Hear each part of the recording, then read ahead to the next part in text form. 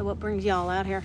Oh, we just wanted to change your pace for a few days. Yeah, I did some research and they said this place is so quiet and beautiful. That's what got me out here.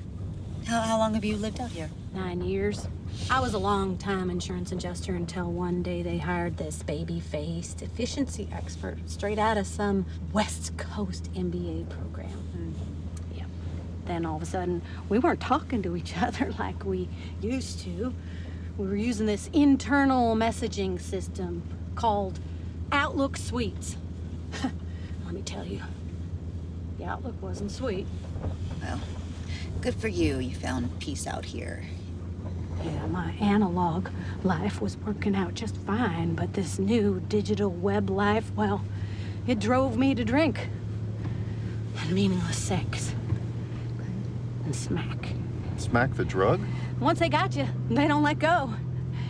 You start to need those likes and those follows and branded content. And then you search one time for thermal socks.